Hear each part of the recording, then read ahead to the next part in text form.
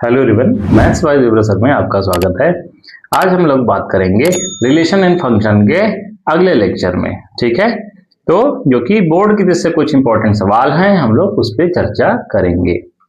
तो आज का सवाल है हमारे पास कि हमारे पास सेट दिए हैं दो, एक सेट ए है और एक सेट क्या है, बी है। सेट ए है मेरे पास 1 2 3, 1 2 और 3, और ये कितना है 2 3 और 4। यहां पे हमारे पास ऑप्शन दिए गए हैं A4, ये है। अब यहां पे सवाल क्या रहा है कि यदि सेट ए और बी हमारे पास दिए गए हैं, तो कह रहा है तो निम्न में से ए से बी में फलन होगा। ए से बी में कौन सा फलन होगा, ये चेक करना है कि इसमें से कौन सा सही है। तो बहुविकल्पी में ये आपसे 1 नंबर में पूछ लिया जाता है। तो देखिए ए से बी में फलन के लिए क्या शर्तें हैं। ये हमारे पास ए हो गया, ये अपना बी हो गया, ये है 1 2 3, ये है 2 3 4, ये हमारा डोमेन हो गया। ए से बी में चाहिए, ए से बी में चाहिए, ये हमारा डोमेन हो गया। प्रांत जिसको कहते हैं, ये कोडोमेन हो गया, जिसको हम लोग सह प्रांत कहते हैं। ठीक है, तो ए से बी में फलन के लिए आपको याद रखना होगा कि ए का हर एक एलिमेंट बी से रिलेटेड होना चाहिए। पहला शर्त, कोई भी छूटना नहीं चाहिए। ठीक है, अब जैसे यहां पे देखिए एलिमिनेट करना है आपका। अब देखिए पहला ये जो ऑप्शन दिया है बी वाला ऑप्शन दिया है, तो क्या है, एक रिलेटेड है 3 से। तो ये देखिए हमने क्या कर दिया, एक को 3 से रिलेट कर दिया, ये ठीक। उसके बाद क्या कह रहा है, 2 रिलेटेड है 4 से, 2 को रिलेट कर दिया किससे, 4 से। ठीक है, अब यहां पे देखिए 3 क्या हो गया, रह गया, 3 रह गया। तो मतलब ये जो है ए से बी में फलन नहीं है, ये हमारा नहीं हो सकता।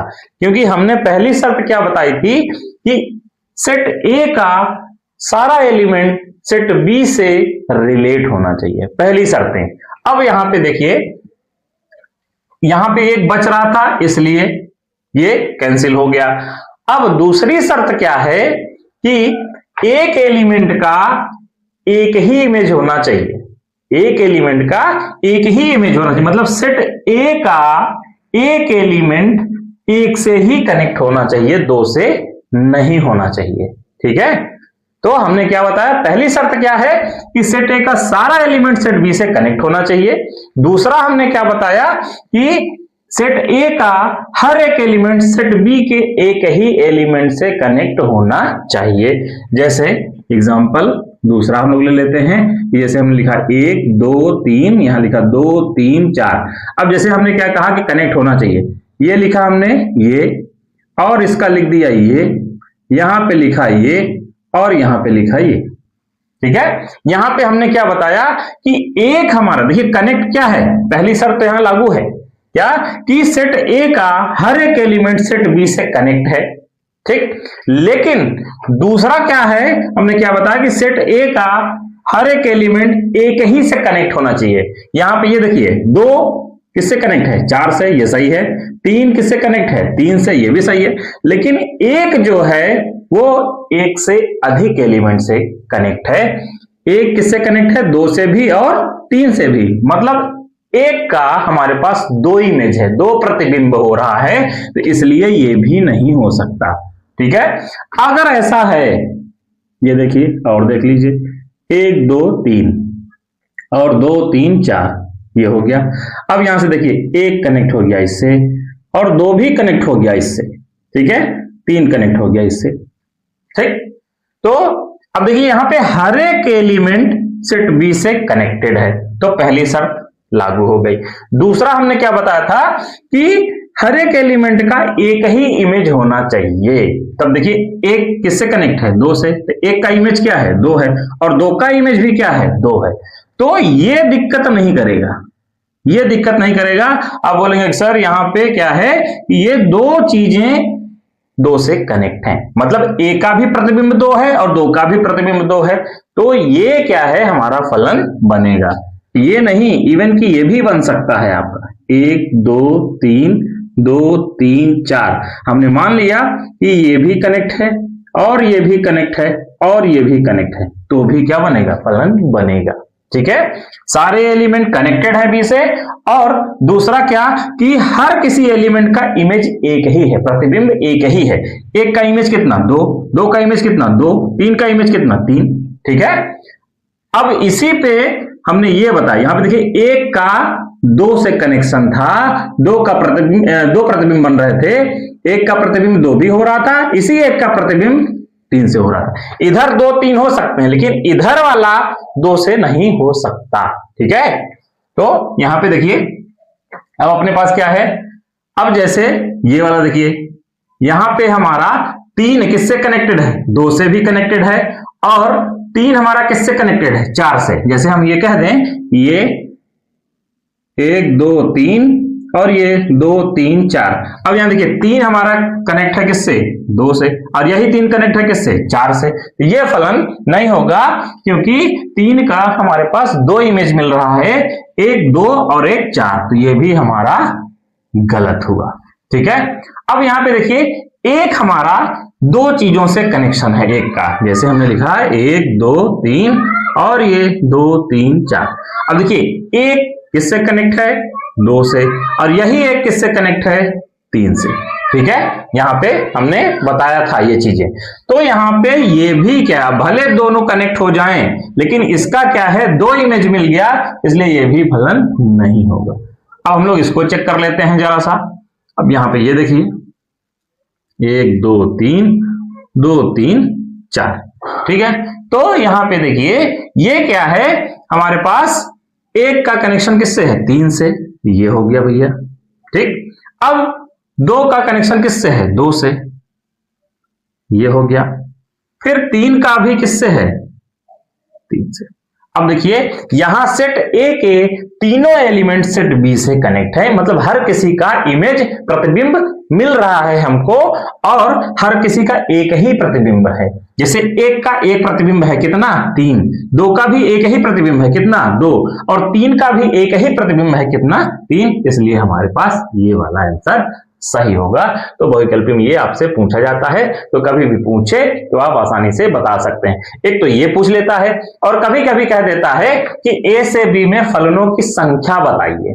ठीक है, कितने आपके बन सकते हैं, तो यहां पे 3 और यहां पे भी 3, तो 3 त्रिका कितना हो जाएगा, 9 हो जाएगा। ठीक बात है, 3 त्रिका कितना हो जाएगा, ये 9 हो जाएगा।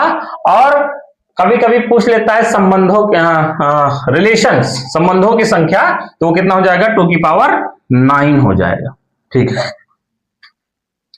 आइए हम लोग चलते हैं अपने नेक्स्ट क्वेश्चन की तरफ। यहां पे देखिए हमारे पास एक रिलेशन दिया है, और कह रहा है कि यदि संबंध R इस प्रकार प्रदत्त है कि R इज इक्वल टू ये, ठीक है, तो R inverse composite R inverse ज्ञात कीजिए, R inverse composite R inverse ज्ञात कीजिए।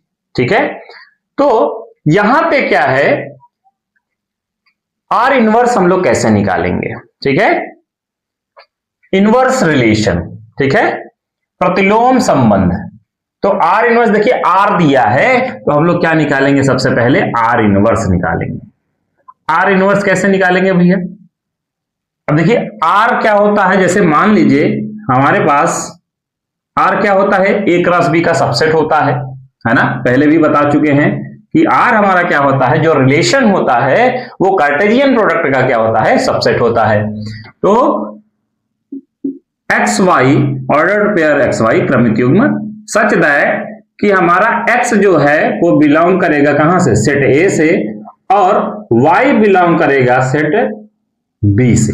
ठीक बात है, यहीं पे इनवर्स रिलेशन यानी कि R इनवर्स, ये क्या हो जाएगा हमारा yx हो जाएगा। वो xy था, ये क्या हो जाएगा, yx हो जाएगा, such that y belongs to set B और x belongs to set A। ये हो जाएगा हमारा, ठीक है। तो यहां पे हम लोग R इनवर्स निकालेंगे। आप समझ रहे हैं ये क्या हो जाएगा, पलट जाएगा। तो ये हमारे पास 4 5 था, ये कितना हो जाएगा, 5 4 हो जाएगा, ठीक है। ये कितना हो जाएगा, 4 1 हो जाएगा, ठीक। और ये कितना हो जाएगा, 6 4 हो जाएगा, ठीक। और ये कितना हो जाएगा, 6 7 हो जाएगा, और ये 7 3 हो जाएगा। ये हमारे पास R इनवर्स हो गया, ठीक है। अब यहां पे हमें निकालना क्या है, ये R inverse composite R inverse, ये निकालना है। अब यहां पे हम लोग देखेंगे कि 5 4 is the element of R inverse, या 5 4 बिलोंग्स टू R इनवर्स, और एंड क्या 4 1 4 और 1 also belongs to R inverse। This implies, अब देखिए 5 और 4 है, 5 और 4 किसमें, R इनवर्स में बिलोंग कर रहा है। तो हमें ऐसा एलिमेंट ढूंढना है जो 4 से ही स्टार्ट हो। तो 4 से स्टार्ट होने वाला क्या था, 4 1 था, ठीक है। तो ये हो गया। तो हमारा 4 क्या कर देंगे, हम 20 से हटा देंगे। जब 4 20 से हटा देंगे तो क्या आ जाएगा, 5 और 1, 5 और 1, ये बिलोंग कर जाएगा कहां से, R inverse composite R inverse से, ठीक बात है। अगला देखिए सिंस, फिर देखिए हमारे पास क्या है, 6 4, इसको ले लेते हैं पहले। 6 4 belongs to R inverse and also 4 1, फिर 4 से स्टार्ट होगा क्योंकि ये 4 पे खत्म हो रहा है। तो 4 1 is also belongs to R inverse. यहां पे दिस इंप्लॉइज, अब यहां से भी 20 से 4 हमारा क्या हो जाएगा, हट जाएगा। जब 20 से 4 हट जाएगा तो क्या बचेगा, 6 और 1 belongs to R inverse composite R inverse, ठीक है। अब देखिए ऐसा कुछ मिल नहीं रहा है, यहां पे ये दोनों मिल रहे हैं, ठीक है। और कहीं से कुछ आप मिला नहीं पाएंगे, जैसे 3 से खत्म हुआ तो 3 से कोई शुरू नहीं हो रहा है, ठीक है। तो यहां पे हम लोग देखेंगे since 6 7 belongs to R inverse and ये 7 से ये शुरू हो रहा है, 7 3 also belongs to R inverse। This implies क्या हो जाएगा, 20 से 7 हट जाएगा, क्या हो जाएगा, 6 3 belongs to R inverse composite R inverse। और कहीं से आपको कुछ नहीं मिलेगा, ठीक है। अब यहां पे देखिए 4 से खत्म हुआ तो ये 4 से शुरू हुआ, ये भी 4 से खत्म हुआ था तो ये 4 से शुरू हुआ, ये 1 से खत्म है तो 1 से कहीं कुछ शुरू नहीं है, ये 7 से खत्म था तो ये 7 से शुरू है, ये 3 से खत्म है तो 3 से कहीं कुछ शुरू नहीं है, ठीक है। हमने जितना था वो सब निकाल लिया। तो अतः R inverse composite R inverse is equal to, हमारे पास 3 एलिमेंट आए, एक ये आया 5 1, कमा ये वाला 6 1, और एक ये 6 3, ये आ गया हमारा, ठीक है। अगर केवल R इनवर्स पूछता तो ये हो जाता। इनवर्स क्या है, ये इनवर्स रिलेशन है।